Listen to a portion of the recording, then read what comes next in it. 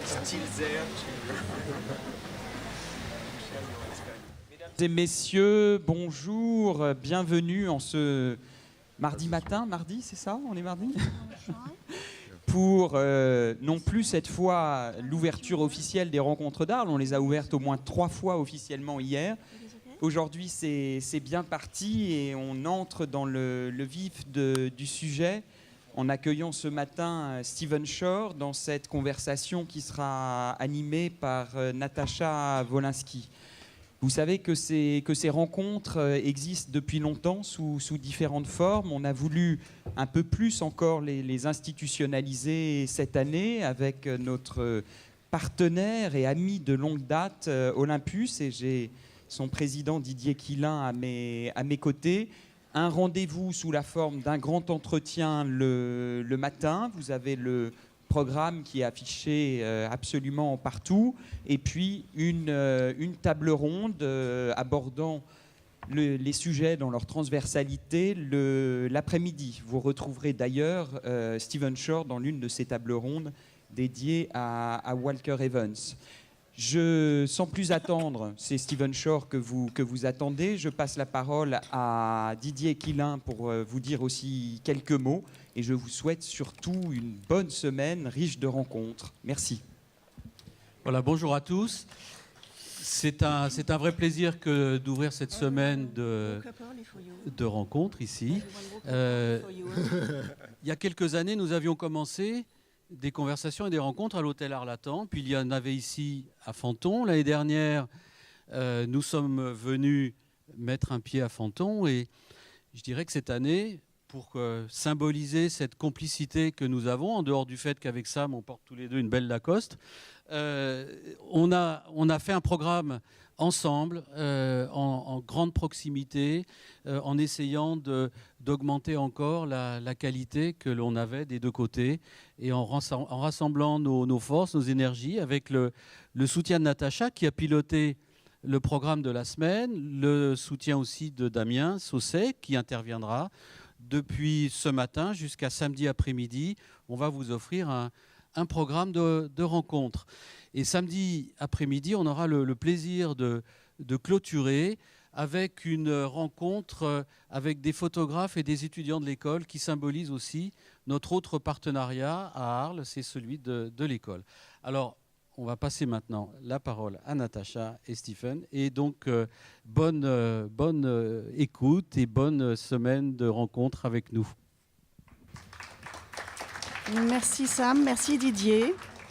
Nous sommes là pour parler avec lui de sa carrière, qui est très longue, de son parcours, qui est très hétérogène et qui est peut-être le signe d'un caractère porté à la contradiction. Je ne sais pas, il va peut-être nous le dire. En tous les cas, ma première question, Stephen Shore, porte sur l'idée même de rétrospective. Vous avez près de 50 ans de photos derrière vous. Et c'est pourtant la première fois cette année que vous présentez une rétrospective de votre travail. Pourquoi est-ce que vous avez autant tardé ? Alors, vous n'êtes pas le seul, parce que je crois que Raymond Depardon, qui a à peu près les mêmes années derrière vous, refuse toujours.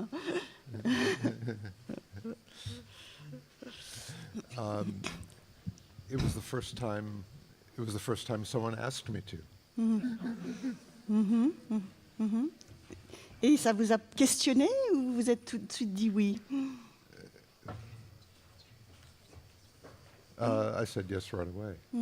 I mean, I didn't know what I was in for because when the first venue was in Madrid, and when I walked into the room, it was a bit of a shock to see a show covering my entire life's work. Est-ce que vous avez pris finalement cette expérience cette rétrospective comme une nouvelle expérience, une de plus? Une relecture de votre œuvre, ce qui est une forme d'expérience justement aussi. The experience of putting the show together did that. The experience of seeing the show was I think something I wasn't expecting, because it made me, in a way, look at myself from a distance. Et qu'est-ce qui vous a le plus surpris, justement, quand vous avez vu votre parcours?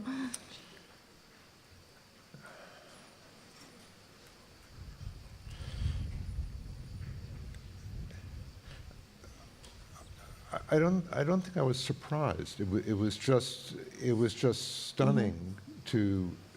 Stunning meaning not stunning beautiful, but stunning that I was stunned to see my entire output contained in a gallery.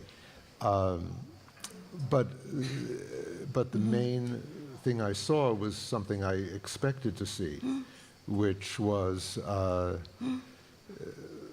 something you alluded to in your introduction, that when I feel I've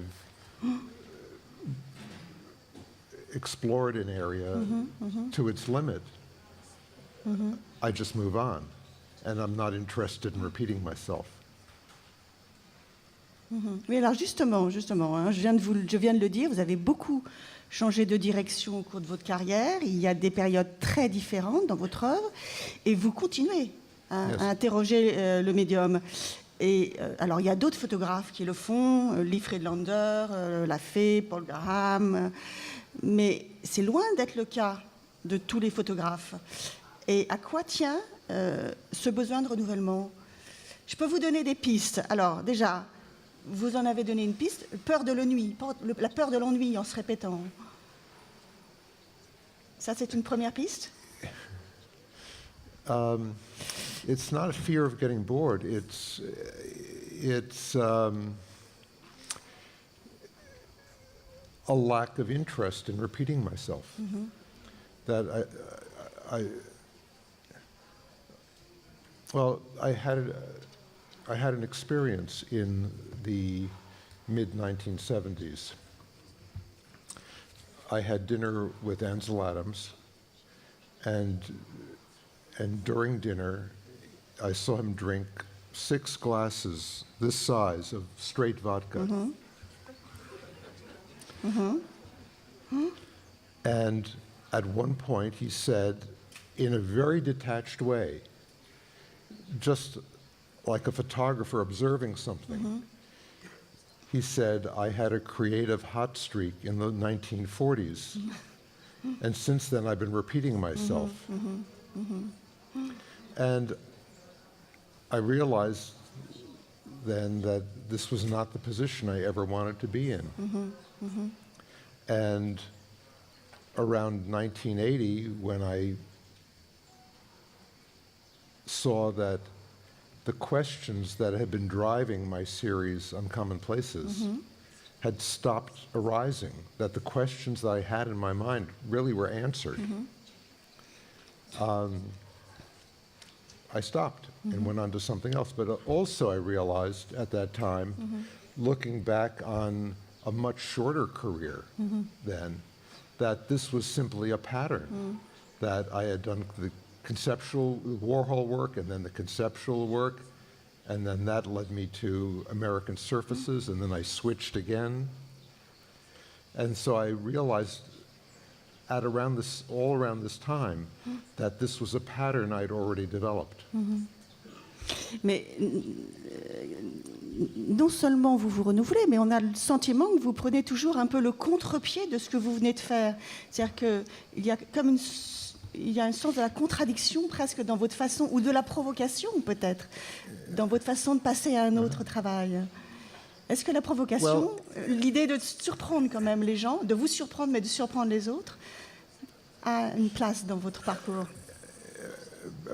Provocation is not, but maybe we're talking about the same thing, because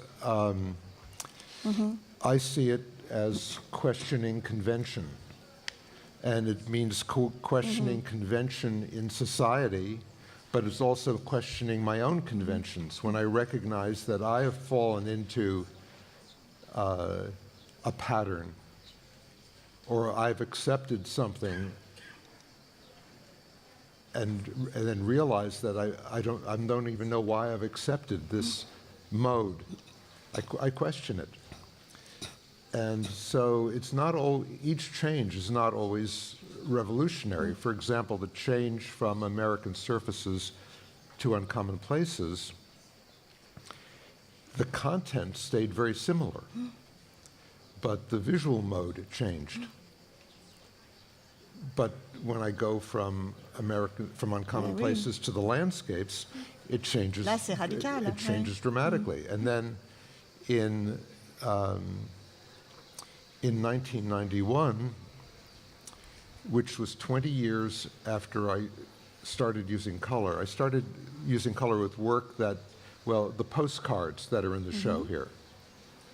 So that's 1971. In 1991, I'd been using color for 20 years, and I realized that when I started, there were only a handful of artist photographers who were using color, and by 1991, everyone was using color, and color itself had then become a convention. So I decided, I literally decided as a plan that for the next 10 years I would work in black and white. Vous parliez à l'instant de convention. Comment vous réalisez au fait qu'effectivement votre propre style photographique est devenu une convention pour des générations et des générations de photographes? Ça vous énerve? Ça vous émeut?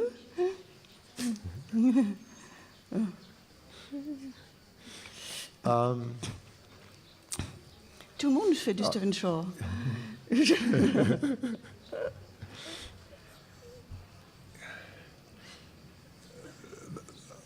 One of the main ways art works is that artists learn from what's come before. And this afternoon, I'm going to be on a panel about Walker Evans, and there's no photographer who's more important to me than Walker Evans. And if you look at my work, particularly Uncommon Places, you could really see the presence of Walker Evans in this. And this is simply the way art works. So, someone moves something forward, and their work perhaps can become a paradigm. And I'd like to talk for just 30 seconds about the word paradigm, because it's a very common word in our language now. And it entered our language because of a book by a man named Thomas Kuhn, who is a historian of science.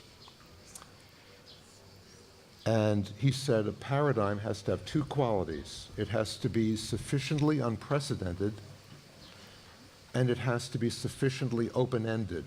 And now we understand what unprecedented means.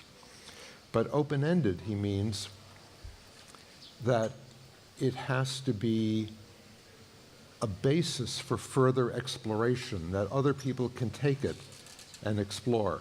And so, to be clear about it,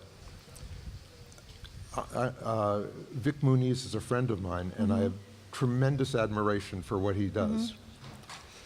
And it's tremendously unprecedented.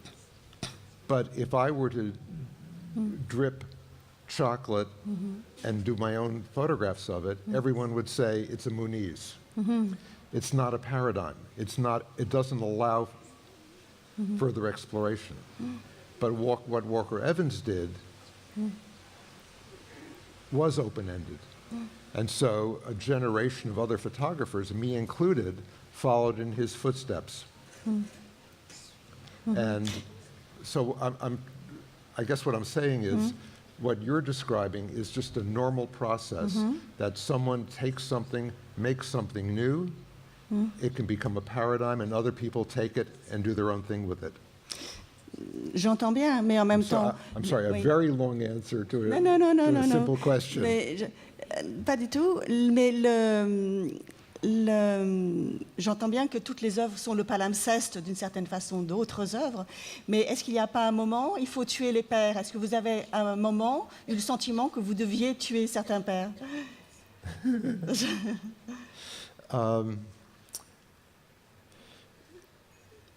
Est-ce que le poids de l'histoire de l'art... I know what you're saying, yes. Je pense par exemple à votre première série photo. But are you suggesting people kill me? It might be. I will be your bodyguard.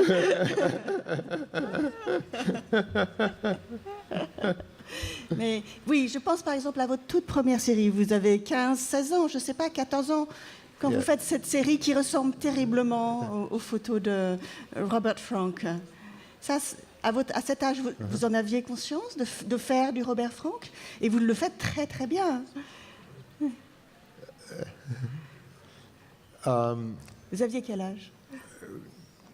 Well, the early work starts in this show starts. The first picture, I think I was 12 or 13, and then it goes up to. We decided not to include my Warhol work in the show. Yeah, we're going to talk about that. Yeah. And I started that when I was 17. So it's like 13 to 17 is the early work. And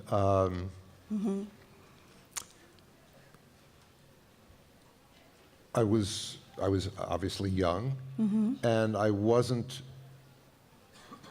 didn't have the distance to understand the nature of influence.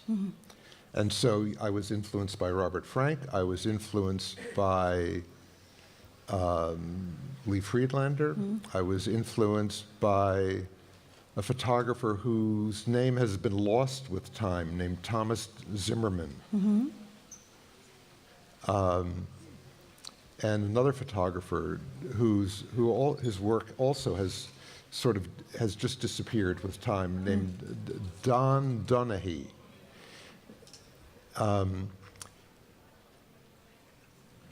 I had a copy of The Americans. I knew the work, but you weren't saying was I influenced. You were asking what did I know I was influenced, and I think the honest answer is I didn't know I was influenced. It took time for me to recognize that.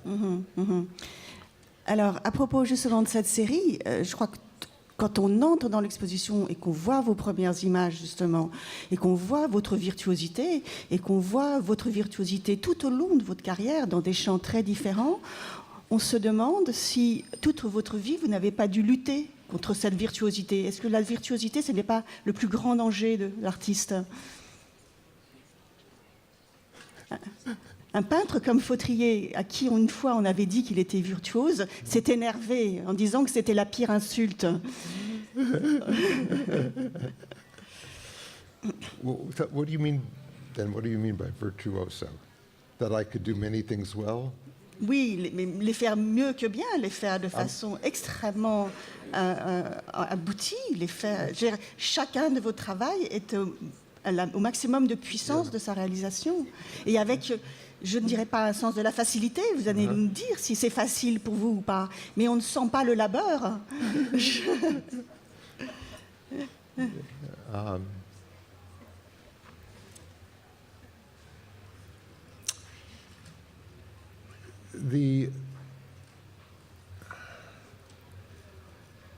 I'm going to give you another long answer.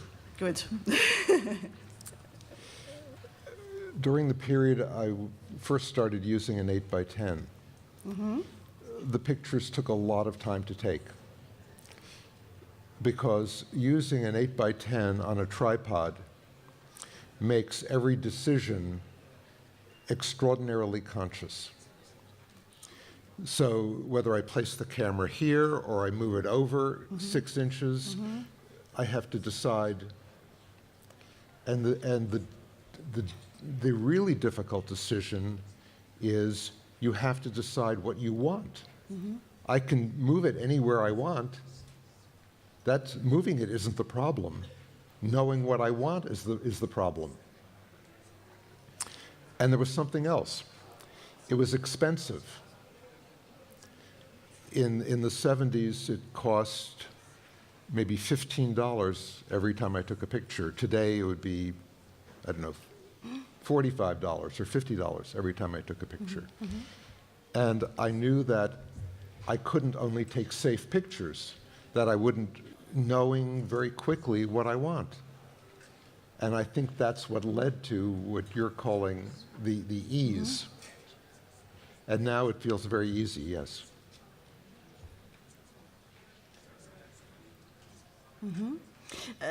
Est-ce que vous avez toujours dit, je crois, qu'une fois qu'on sait comment on va composer l'image existe. Vous le pensez tout juste? Toujours?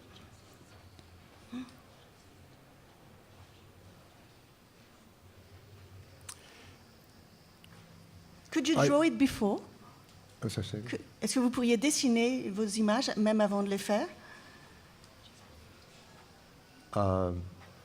If I knew how to draw,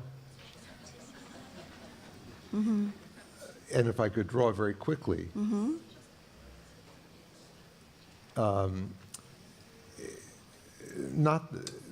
not always, obviously, the ones that involve motion. For example, in the show, there are the New York street pictures. Sure, bien sûr. There's no way. But there is a fraction of a second before a picture, for me, before a picture is made, when I have the picture in my mind. I have a mental image of the picture. Now, this doesn't mean 5 minutes before I take the picture, I have a mental image and I go out and try to make it. It happens very fluidly, and as I'm working, that image changes. I'm responding to what's in front of me. I'm open to what I'm seeing. But I think just before the picture's made, I have an image in my mind of what the picture's going to be.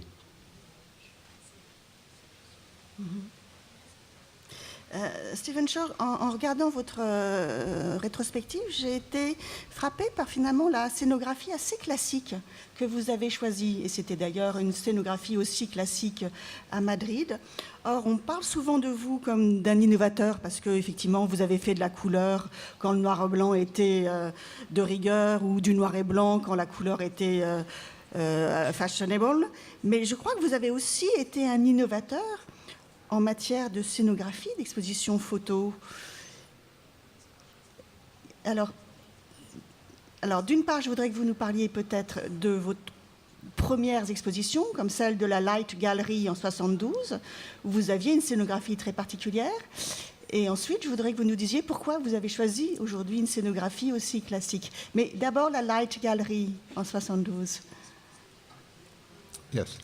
Yeah. So in 72, I had a show at Light Gallery of American surfaces. And I showed a little over 200 prints. They were all the prints were made by Kodak. They were snapshot size. They were about that big. And they were placed on the wall as a grid, 3 rows high, using tape. And I did this because I didn't want, up till then, the gallery had only shown work that was overmatted and framed. But I wanted the objectness of the snapshot to come through. Oui, c'était une galerie qui représentait Kertész, qui représentait Vinogrand. C'était une galerie où il y avait des grandes figures de la photo. Yes. Yes. Yeah. I mean, it was right at the beginning of the gallery. The gallery opened the year before, but it had a very established stable of photographers. And Strand, in fact, I came to one of my shows, and we went out to lunch, and he was in a grandfatherly way giving me advice, told me that higher emotions couldn't be communicated in color.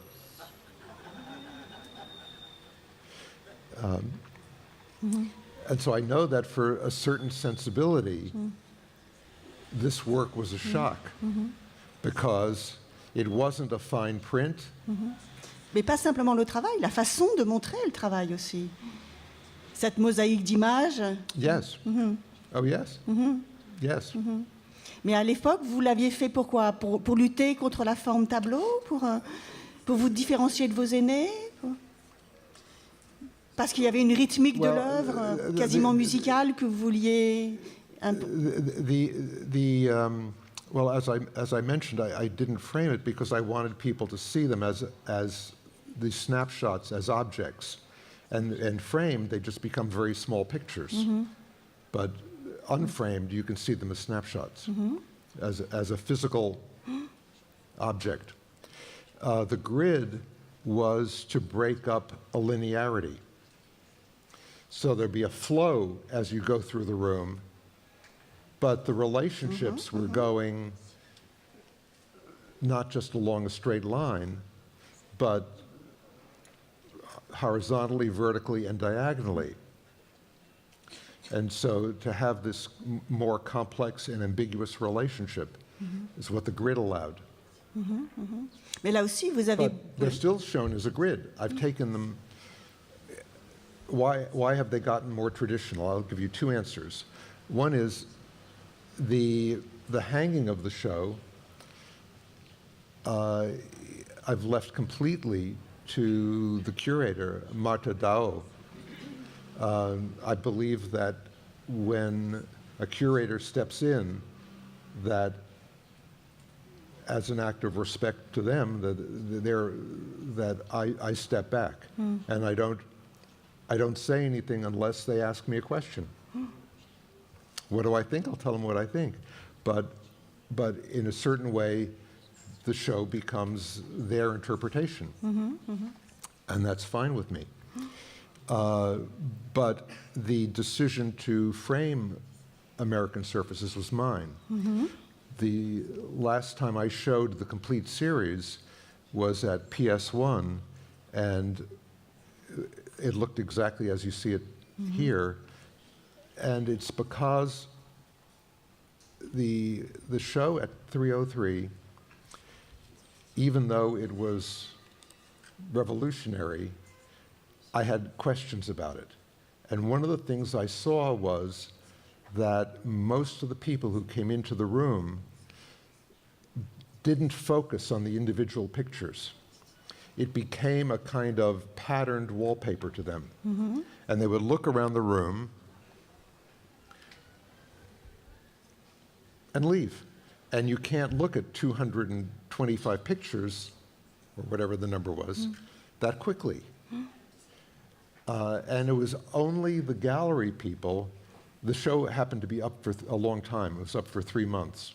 The gallery people who had lived with it for a while were the ones who I had the most interesting conversations with, because I realized that they were breaking through this wall of little colored rectangles and looking at the pictures.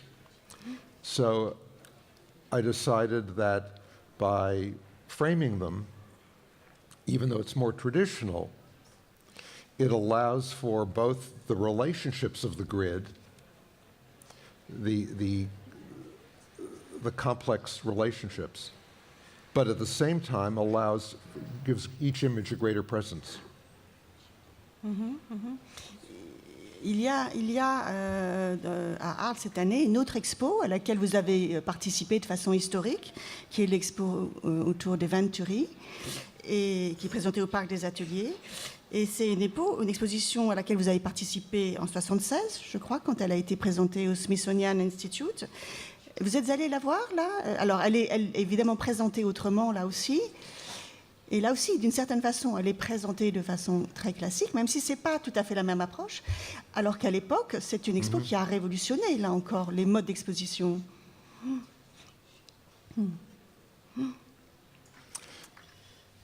Well,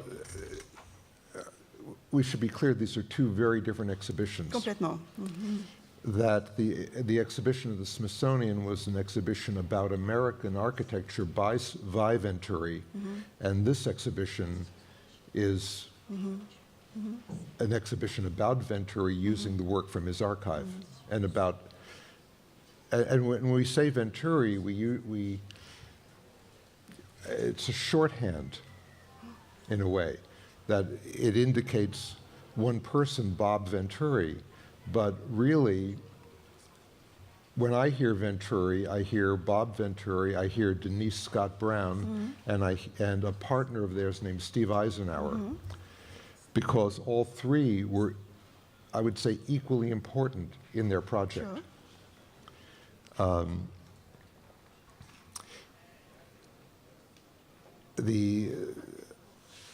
The original the exhibition at the Smithsonian was amazing.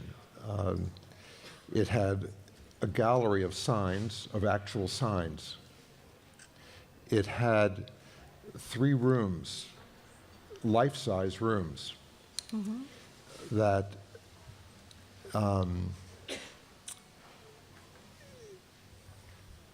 Venturi had cartoon balloons, like from a character, suspended over different pieces of furniture, giving the historical reference to each piece of fabric, in a typical American home, to each piece of furniture, to each design decision was deconstructed in a postmodernist way. But the rooms were, one of the things I did for the project was, the rooms were behind a facade, which was 16 feet high and 20 feet long. And I did a photograph of 3 different kinds of houses. A row house, like this would be like a brownstone, where we have one house after another all joined together, which was typical of Eastern American cities, of a suburban house, and of a colonial house, which is like a house from the early 1800s, a very traditional American house. And so I did these photographs, which were then blown up 16 feet by 20 feet, of the front of the house head-on the facade, and then the room Venturi had was behind it. And then facing the facade was a view down the street of the house, where the house was. And this was also 16 feet by 20 feet. So these were just huge. They were extraordinary. Est-ce que justement cette déconstruction des signes, cette déconstruction de l'architecture, cette façon d'aborder le paysage, ça vous a aidé ensuite dans votre propre travail? Vous avez pris des choses au contact de Bob Venturi? Oh, absolutely. I think 2 things went on. One is that his partner, whom I mentioned, Steve Eisenhower, came to a show of mine in 1974 and realized quickly that we had very similar sensibilities, that we had a similar understanding of American architecture. And so we began a relationship. He brought me to the firm, and I started actually doing architectural photography for the firm. So I think there was at first a basis of mutual appreciation of each other, but also of American art, the American landscape, the built landscape. But I was obviously a generation younger than Bob and Denise, and I had a lot to learn, and they obviously had a historical fund of knowledge in terms of architecture and design that wasn't available to me.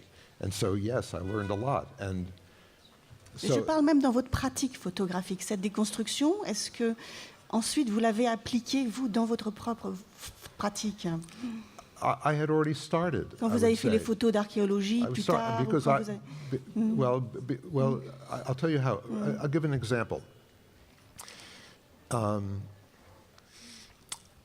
I remember in the early 70s being very aware of how the mansard roof was used in America.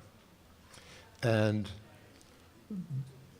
the mansard roof was created as I understand the story, to avoid a Parisian zoning ordinance, that the eave of a roof could only be a certain number of stories from the ground. And that to avoid the zoning, they made a roof that went up a couple of stories high. But it became in America a symbol of fine European taste. And so there would be a terrible, bland brick housing complex.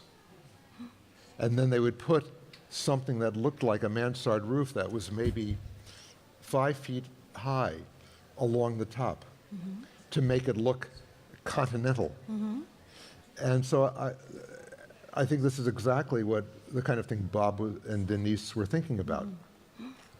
And so I was aware of thinking that way before, but there was a whole flood of greater understanding after I was exposed to them.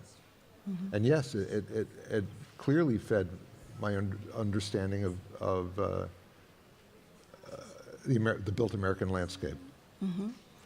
Alors, Stephen Shore, on parle justement d'architecture. C'est vrai que les signes de la ville, les signes urbains sont très présents dans vos séries American Surfaces et Uncommon Places. Et puis, quand on arrive vers vos œuvres plus récentes, et je pense notamment à celle que vous avez faite en 2014 en Ukraine, on a le sentiment que, en plus du paysage, en plus des architectures, tout d'un coup, il y a une charge émotionnelle qui arrive et qui est beaucoup plus forte qu'avant, avec une présence de personnage qui est plus forte, une incarnation qui est plus... Alors, est-ce que c'est simplement voilà, la maturité, une œuvre de maturité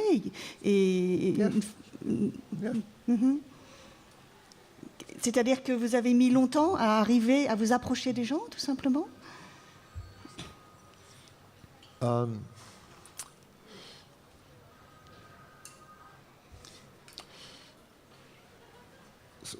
Something that's been on my mind for, I mean, first the simple answer is yes.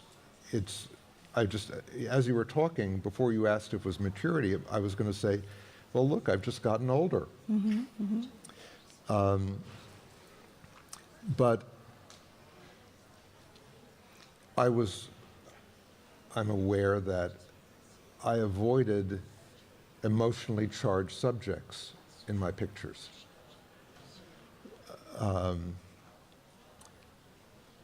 I recoil when I feel like someone is trying to manipulate my emotions. But this is something I cared about, and I wanted to make pictures that could deal with it and could deal with this very charged subject. These people were Holocaust survivors, and you say the word Holocaust and red flags go up, fireworks go off inside. So how do I deal with something that's so charged and on one hand not be manipulative, on the other not avoid it? That to get to an emotional core that's genuine, that's not manipulative. I mean, I could have avoided that by taking pictures of, you know, completely neutral subjects. But then I wouldn't be doing justice to the subject. So I wanted to find the place where, and this for me was, you know, I've talked about always having a question in my mind or a problem. The problems weren't formal ones in this project. The problem was exactly what we're talking about. How to find this place where there can be real, what I feel is real emotional communication. When people say to me that they get this from the pictures, it's very satisfying, because I only know that it works when someone says to me what you've said. Mais ça revient à un problème formel, c'est-à-dire trouver le bon format, la bonne distance, celle qui est éthique, celle qui n'est pas ou voyeuriste ou trop distanciée. Donc on en revient quand même à la composition, non? They're all tied together. Mm-hmm. I mean, the way I think of it is you can't separate grammar from content in a sentence. Mm-hmm. You can't have a sentence that doesn't have grammar. Mm-hmm. Mm-hmm. Oui, mais là, ça s'est posé de façon, comme vous le dites, particulière. Est-ce que du coup, vous avez eu des nouvelles solutions que vous n'aviez pas But what I think what I'm saying is in your writing, you structure your sentences in a way to communicate the essence of what you want to communicate. That is maybe as important as choosing your words. And they're not separate. And that's what I'm saying, that I'm choosing a form of presenting it that goes hand in hand with the content, and the content is both something hard and tangible, but also something, in this case, something more ineffable, emotional. C'est quelque chose qu'on ressent aussi sur votre série en Israël. Là aussi, il y a tout d'un coup une dimension introspective qui est beaucoup plus forte. Oui. Yes, and here also, I think this is where it was doing that series in Israel and the West Bank that I was forced to confront the certain issue, which is that I can't do it without, I mean, I was interested in photographing landscape and everyday life, but the presence of the conflict is always there. And although my work in the past has dealt with perhaps the conflicts of contemporary culture, they never dealt with anything as political as the conflict in Israel and the West Bank. And again, it was something that had to be acknowledged, I had to acknowledge, and allow in the pictures. And so it started me to think about, how do I do this? And I think this led to opening to how to deal with a more emotionally charged issue as well as a political issue. C'est étrange parce que finalement, j'ai le sentiment que beaucoup de photographes font la démarche inverse de vous, c'est-à-dire ils commencent par des sujets qui les impliquent beaucoup, qui leur tiennent à cœur. Je pense par exemple à Araki avec le voyage sentimental, ou même à Martin Parr, les premières photos, c'était les photos des gens dans sa propre rue à Manchester. Et puis peu à peu, ils vont vers des sujets qui leur sont de moins en moins familiers. Et vous, on a le sentiment que vous faites le contraire. Peu à peu, vous vous rapprochez de vous-même et du cœur de vos intérêts et de ce qui vous fonde, peut-être.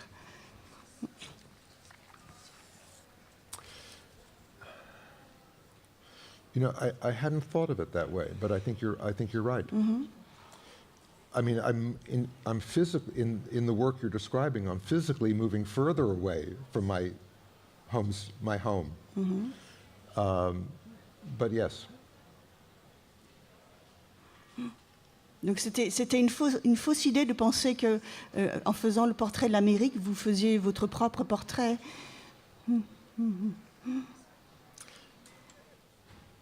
Yes, but I would also say that in some of the work in the 90s, in the archaeology and the rocks and trees, and even in the landscapes, I'm getting closer to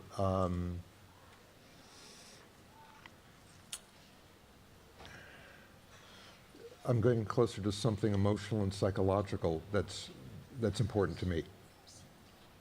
Mm-hmm. That it's not as overtly emotionally charged as Ukraine, but that there's a, for me,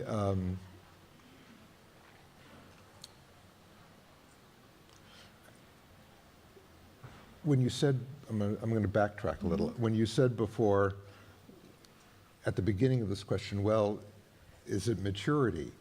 I first saw that happen with the landscape work and the rocks and trees, where I felt like something deeper in me started coming out in the work. Tout ça, finalement, ça nous fait parler du temps. Je veux dire, on a parlé du temps dès le début parce que vous avez un temps de carrière qui est très important. On voit que sur ces 50 ans de carrière, vous avez beaucoup expérimenté, vous avez changé d'appareil, vous avez changé de technologie, vous avez changé d'attitude vis-à-vis de la photo. Mais est-ce que finalement, ce que vous avez exploré le plus, c'est pas le rapport au temps? Et j'entends par là, par exemple, le temps de la réflexion quand vous avez cessé pendant 2 ans de faire des photos, ou bien le temps de la prise de vue, qui diffère évidemment si vous prenez un relais ou si vous prenez une chambre sur pied, ou si vous prenez un numérique, ou le temps de la diffusion, que vous aimez bien accélérer. Est-ce que tout votre travail ne tourne pas autour de toutes ces possibilités temporelles?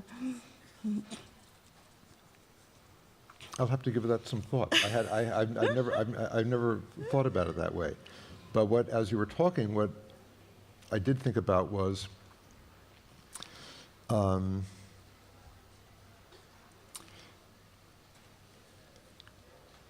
I described before the process of learning what I wanted with an 8x10, and that at some point I used only an 8x10 for about 30 years.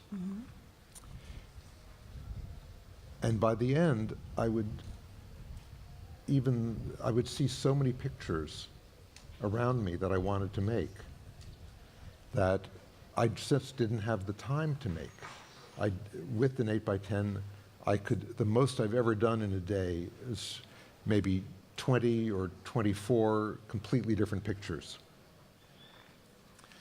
And I would see, it would be frustrating that I would see pictures that I just physically couldn't take in a day.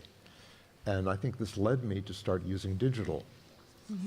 And when I started using a fairly high-end digital camera, which is what I used for about half of the Israel and West Bank work, the other half is 8x10, and for all of the Ukraine work and all of the Winslow work, that this opened up to me, that I still work the same way, where even though I'm using digital, I still only take one picture of anything unless something changes.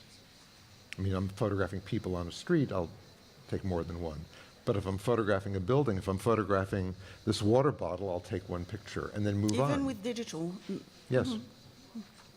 And I find that now I can take dozens and dozens of pictures in a day. And I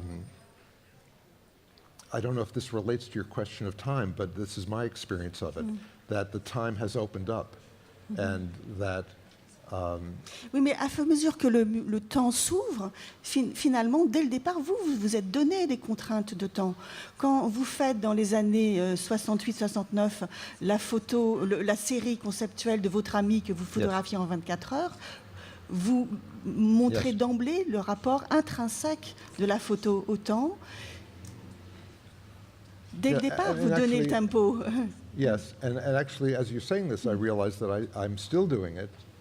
Because what I've been doing for the past year and a quarter, or a little over a year, has been Instagram, where I post a picture every day. And so that also has a time dimension, that this is the project, that every day I'm going to post a picture, and I only do one. On va revenir sur Instagram, mais parce que c'est intéressant. Je veux juste revenir sur la question du temps. Par exemple, et sur cette question de contrainte que vous vous donnez, faire une série en 24 heures, faire 83 livres, chacun réalisé en 24 heures. Est-ce que l'idée de la contrainte, et notamment la contrainte de temps, est quelque chose qui, pour vous, est extrêmement stimulant? Ou aller à Winslow aussi et faire un reportage en 24 heures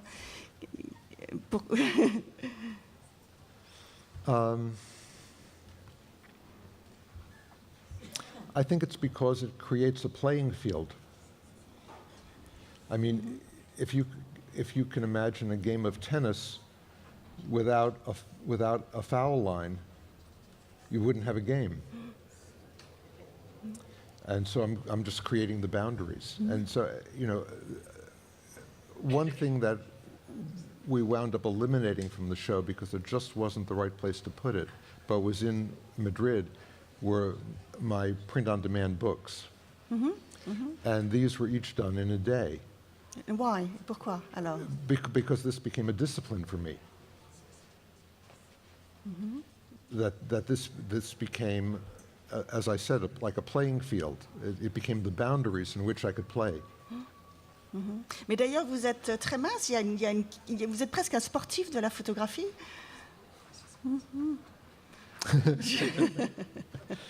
Mais d'ailleurs, il y a quelque chose de très physique, non, dans la photographie,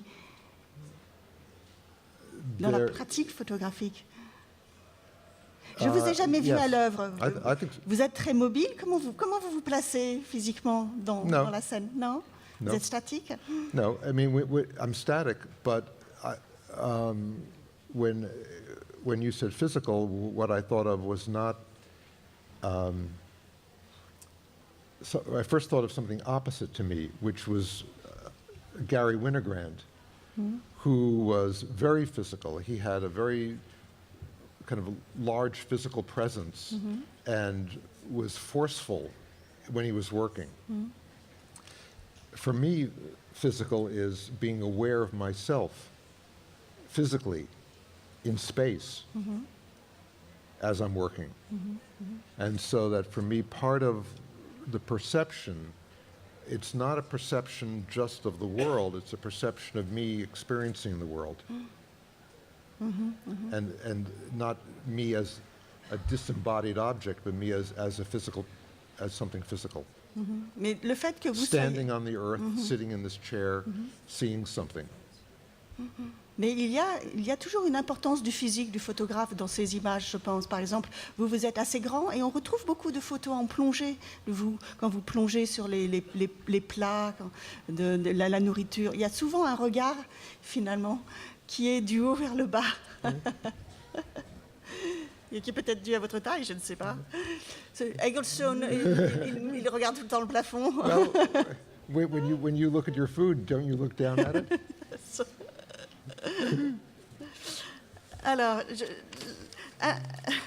Alors, effectivement, vous faites Instagram, et c'est vrai que ça m'a intrigué, Instagram. Qu'est-ce que vous postez sur Instagram, et est-ce que ce sont des images différentes de celles que vous mettriez sur votre site? Est-ce que c'est des images spécifiques, celles d'Instagram? Et qu'est-ce qui vous intéresse dans la diffusion? I take them for Instagram. I take them with my phone. Et qu'est-ce qui vous intéresse? C'est la diffusion immédiate de l'image qui vous intéresse? C'est la prolongation de votre travail avec les livres? It started as the immediate diffusion. And what I found absolutely fascinating is a visual community that there are people who I follow who I feel have become friends, even though some I've never met. And in the past 2 months, I've had an opportunity to meet a few of them. And it's always a wonderful experience meeting them, because it's like a kind of recognition, because we feel like we already have established a relationship. I don't follow a lot of people because I want to be able to look at what everyone posts every day. And so when I see that someone is following 600 people, I don't know I mean, I know they're only seeing a fraction. Et alors, qui vous suivez, par exemple, de façon régulière? Quel type de photographe vous suivez?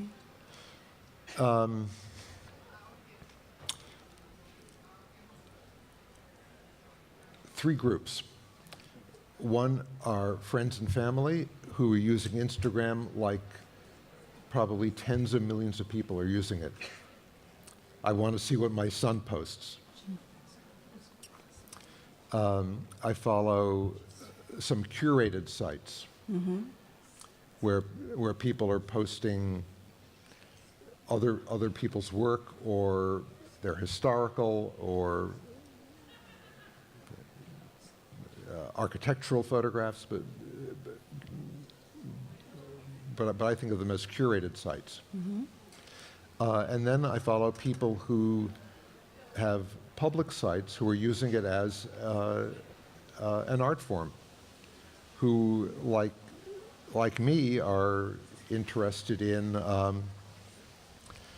a public communication, a public broadcast, and are treating it, as I said, as an artistic form of communication, an artistic platform. Vous enseignez, hein, vous continuez à enseigner Yes. la photo à Bard, oui. Yes. Donc vous parlez d'échanges. Vous avez aussi, évidemment, forcément, on pense toujours que c'est les professeurs qui apportent aux élèves, mais j'imagine que le contraire est vrai aussi. Et est-ce que c'est finalement au contact de vos élèves que vous avez eu le sentiment que, effectivement, tous ces nouveaux réseaux étaient aussi importants que ça? Ou est-ce que de toute façon, vous l'aviez compris bien avant? Mais est-ce que vos élèves vous apportent des choses eux aussi? No, I have learned from my students, but not. I've always been open to new technology. And so the moment I saw that Apple started using this press called the Hewlett-Packard Indigo, which does print books on demand. As soon as I saw the first book on demand, I thought, what a great medium. Mais qu'est-ce qui est fabuleux? La réalisation immédiate, le fait qu'on enlève des étapes de diffusion quasiment? Parce que ça, on pouvait le faire d'une certaine façon avec le Books on Demand ou maintenant... The books, it was that... Avec un Polaroid, on pouvait voir les images tout de suite aussi. But I couldn't make a book. This is I can make a book. Mais faire un livre pour vous, c'est quoi? C'est écrire une histoire? C'est faire une phrase, comme vous disiez tout à l'heure? Well, yes, it's making sentences. But this is where I think I was influenced by my students. That I see my job as a teacher to lead each student to find their own voice as an artist. So this means I'm trying not to impose my style of photography on them. I think it's inevitable that my perceptions influence my critique. There's no way to avoid that. But I try my best to lead each to find their own voice. And that meant, over time, if I have 10 students in a class, that I have to think like 10 different photographers. And that led me, in my own life, to see more possibilities, to move out of my own habits of seeing, because if I only thought in my own terms, I couldn't lead this particular student to find her voice. So I, in a way, had to step into her character and think the way she would, and think, what's the next step for this person from the perspective of being a couple of generations older. And I found that exercised a receptivity in me, that just this process of respecting the positions of these different people. And that's one of the things that led to the book project, that there were projects that I could see myself pursuing that I would never have thought of before, that I would never have spent a year or 5 years pursuing, but I could spend a day doing it. And the book allows me to do that. I can make a little book of it, and then I go on to the next thing. Vous disiez à l'instant que, voilà, qu'il y avait un échange, que chacun s'enseignait quelque chose. Vous, qui vous a aidé? On parlait du début de votre carrière, vous avez montré vos premières photos, vous étiez très très jeune, à Steichen, qui était conservateur au MoMA, puis à Zarkovsky. Est-ce qu'il y a eu comme ça des gens qui vous ont accompagné pendant longtemps et qui ont été des tuteurs pour vous? In terms of direct contact, in terms of student-to-teacher learning, it was John Tchaikovsky. For a number of years, whenever I had a new body of work, I would bring it to him and we would have a conversation about it. Vous aviez quel âge la première fois que vous lui ameniez des photos? Oh, the first time I was, I don't know, 18 maybe? But it continued. Et on pouvait aller comme ça au MoMA à l'époque et présenter des photos et c'était sans frontières. It was a different age. There were fewer photographers. You know, by the end of the 70s, there were so many photographers that people couldn't just stop in MoMA. But I continued to show my work until, I would say, the end of the 1970s. Et vous pensez qu'est-ce qu'il vous a le plus apporté, Zarkovsky?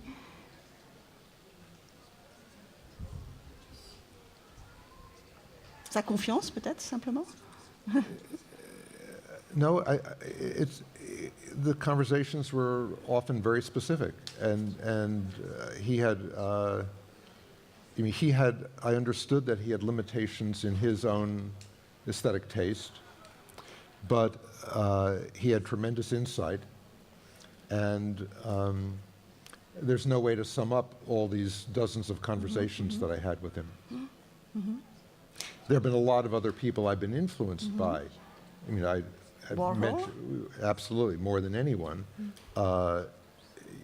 Auger, Carlton Watkins, Ed Ruscha, Warhol, but then a lot of people outside of photography. I mean, in different media from different periods. I think the music of Bach has had a great influence on me. But in terms of actual student-teacher relationship, the one that stands out is Tchaikovsky.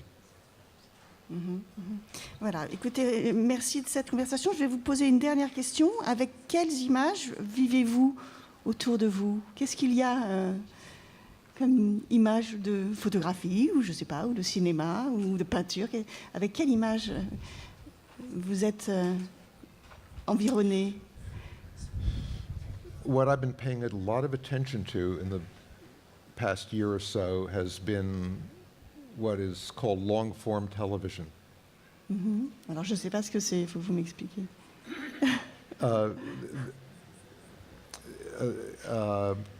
Coherent long television series.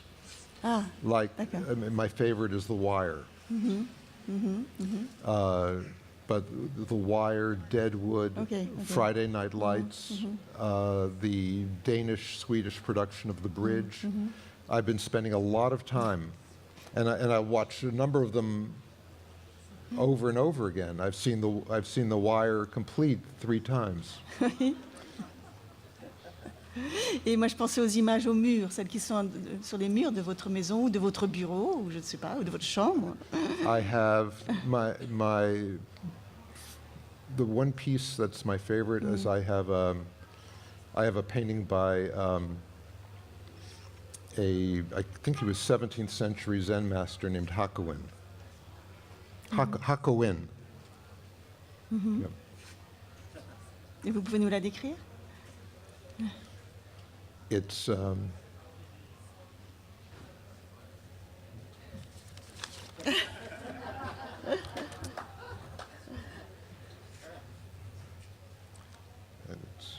It's a landscape? No, it's a No. face. It's a face. It's a face of the Bodhidharma. Okay. Okay. I'm not a master. I can't draw. Merci beaucoup, Stephen. Thank you very much. Très bien. Nous avons rendez-vous cet après-midi. Vous avez rendez-vous avec Damien Saucé à 16h avec une conférence sur Walker Events. Et Stephen a absolument tenu à y participer. Donc voilà, Stephen sera de nouveau sur scène tout à l'heure. À plus tard. Merci. Au revoir.